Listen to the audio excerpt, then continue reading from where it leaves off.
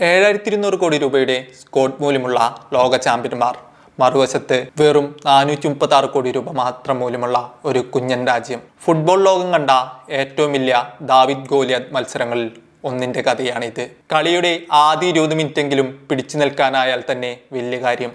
ഇതായിരുന്നു ലോകകപ്പിലെ ആ കുഞ്ഞൻ ടീമിനെ കുറിച്ച് ലോകം പറഞ്ഞ ലൈവ് കമന്ററി. കുഞ്ഞു മനുഷ്യരുടെ വലിയ സ്വപ്നങ്ങളെ ഇങ്ങനെയൊക്കെ തന്നെയാണ് ലോകം എക്കാലവും കളിയാക്കിയിട്ടുള്ളത്. എന്നാൽ 2026 ലോകകപ്പിന്റെ ചരിത്രത്തിൽ തങ്കലിപികളാൽ എഴുതപ്പെടാൻ പോകുന്ന ഒരു പോരാട്ടത്തിന്റെ കഥയായിരുന്നു അത്. അർജന്റീന എന്ന ലോക ചാമ്പ്യന്മാർ വിറച്ചുപോയ മത്സരം. നാടകീയമായ റൗണ്ട് ഓഫ് 32 പോരാട്ടം. എതിരാളികൾ നിലവിലെ ലോക ചാമ്പ്യന്മാരായ അർജന്റീനയും ലോകകപ്പിലെ പുതുമുഖങ്ങളായ കേപ്പ് വെർദെയും. ലയണൽ മെസ്സി തന്റെ 20ാം ലോകകപ്പ് ഗോളിലൂടെ അർജന്റീനയ്ക്ക് ലീഡ് നൽകിയപ്പോൾ എല്ലാവരും കരുതി നിലവിലെ ചാമ്പ്യന്മാർ അടുത്ത റൗണ്ടിലേക്ക് എളുപ്പം കുതിക്കുമെന്ന്. എന്നാൽ യഥാർത്ഥ കളി അവിടെ തുടങ്ങാനിരിക്കുന്നതേ ഉണ്ടായിരുന്നുള്ളൂ. കേപ്പ് വെർദെയുടെ നിശ്ചയദാർഢ്യത്തിന് മുന്നിൽ അർജന്റീനയ്ക്ക് തങ്ങളുടെ കഴിവിന്റെ പരമാവധി പുറത്തെടുക്കേണ്ടി വന്ന മത്സരം. രണ്ടാം പകുതിയിൽ ഡെറോയ് ഡുവാർട്ടെയിലൂടെ കേപ്പ് വെർദെ തിരിച്ചടിച്ചു.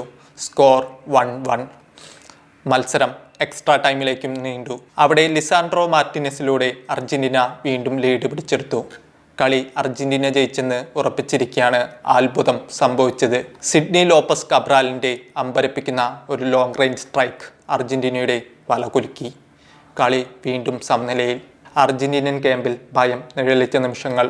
ഈ മത്സരത്തിൽ കേപ്പ് വെർദെയുടെ ഗോൾ കീപ്പർ വോസിൻഹ തീർത്തത് ഒരു വലിയ കോട്ടയായിരുന്നു. ലയണൽ മെസ്സിയുടെ ഗോളെന്നുറച്ച പല ഷോട്ടുകളാണ് വോസിൻഹ പറന്നു തടുത്തിട്ടത്.